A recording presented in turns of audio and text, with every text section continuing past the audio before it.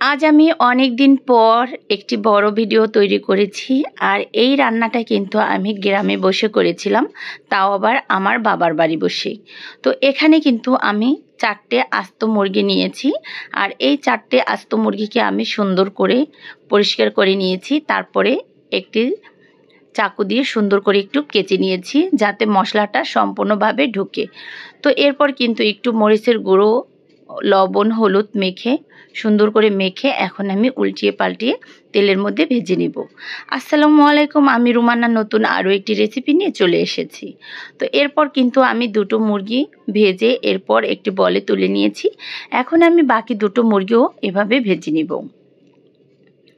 তো এভাবে কিন্তু আমি বাকি 2টো মুরগিও কিন্তু ভেজে নিয়েছি। তো ভাজা কিন্তু সম্পূর্ণ শেষ। এরপর কিন্তু আমি তুলে নিব।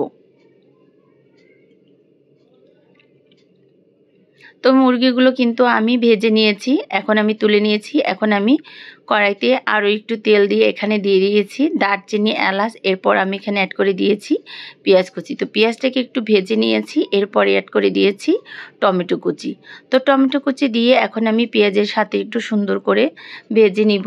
এরপর এখানে কিন্তু আমি এক এক করে সব ধরনের মশলা অ্যাড করে দিয়ে দিয়েছি জিরা বাটা, এখানে আমি দিয়ে দিয়েছি আদা বাটা, দিয়ে দিয়েছি রসুন বাটা, এরপর এখানে দিয়ে দিয়েছি পেঁয়াজ বাটা। এরপর আমি এখানে অ্যাড করে দিব মরিচের গুঁড়ো।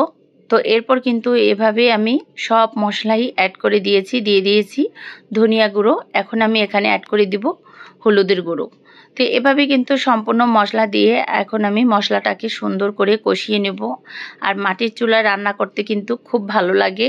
তো এখানে কিন্তু আমি একটু গোলমরিচ বাটা অ্যাড করে দিয়েছি, দিয়ে তারপর এখানে অ্যাড করে দিয়েছি একটু গরম পানি। তো মশলাটা কষানোর জন্য কিন্তু আমি একটু পানি অ্যাড করে দিয়েছি, যাতে মশলাটা করে নিচে লেগে না যায়। আর মাটির চুলায় রান্না করতে গেলে কিন্তু খুবই সাবধানে রান্না করতে হয়, যাতে মশলাটা লেগে না যায়। তো এখানে কিন্তু আমি 2 থেকে 3টে তেজপাতা অ্যাড করে দিয়ে দিয়েছি একটু বাদাম বাটা। তো এখানে কিন্তু আমি দেশি বাদাম বাটাটা অ্যাড করে দিয়েছি। আজ আমি দেশি বাদাম বাটা দিয়ে কিন্তু এই ঝাল ঝাল আস্ত মুরগির রোস্টটা রান্না করব। এখানে আমি দিয়ে দিয়েছি গোটা আস্ত কাঁচামরিচ দিয়ে এখন আমি মশলাটাকে কিন্তু সুন্দর করে কষিয়ে নিয়েছি। তো কষানোটা কিন্তু সম্পূর্ণ শেষ। এখন আমি সবগুলো মুরগি এখানে অ্যাড করে দিব। তো ওই দিন কিন্তু আমি অনেক কিছুই রান্না করেছিলাম, রোস্ট রান্না করেছিলাম, তো মুরগি এরকম আস্ত মুরগির রোস্ট রান্না করেছিলাম। তো অনেকই আয়োজন হয়েছিল। তো আমরা ঈদের পরে বাবার বাড়ি সবাই একসাথে হয়েছিলাম, আর অনেক আনন্দ হয়েছিল।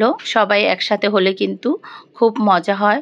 তো আমি বসে বসে কিন্তু আর আমার বড় আপু অনেক ধরনের রান্না করেছিলাম। তো 2 বোন মিলে কিন্তু অনেক রান্না করেছি। তো এখানে কিন্তু আমি এখন মুরগিগুলো সুন্দর করে কষিয়ে দিয়ে দিয়েছি ঝোলের জন্য পানিটা দিয়ে কিছুক্ষণের জন্য ঢাকনা দিয়ে ঢেকে রেখেছিলাম। তো রান্নাটা কিন্তু প্রায় শেষের দিকে। এখন আমি এখানে অ্যাড করে দিয়েছি জিরা ফাঁকি। তো ভাজা জিরা ফাঁকিটা অ্যাড করে দিয়ে এখন আমি নামিয়ে নিব। তো মাশাআল্লাহ, দেখতে যতটা সুন্দর হয়েছিল, খেতে কিন্তু দারুণ হয়েছিল। এরপর কিন্তু আমার রান্নাটা সম্পূর্ণই শেষ। এখন আমি পরিবেশন করে নেব। তো এভাবে কিন্তু একটি একটি করে মুরগি আমি একটি বলের মধ্যে তুলে নিয়ে সুন্দর করে পরিবেশন করে নিব। যদি ভিডিওটা ভালো লেগে থাকে অবশ্যই লাইক কমেন্ট করে পাশে থাকবেন নতুন নতুন রেসিপি পাওয়ার জন্য। তো রান্নাটা কেমন হলো অবশ্যই কমেন্টের মাধ্যমে সবাই জানিয়ে দিবেন। বিদায় নিলাম, ভালো থাকবেন, সুস্থ থাকবেন, আল্লাহ হাফেজ।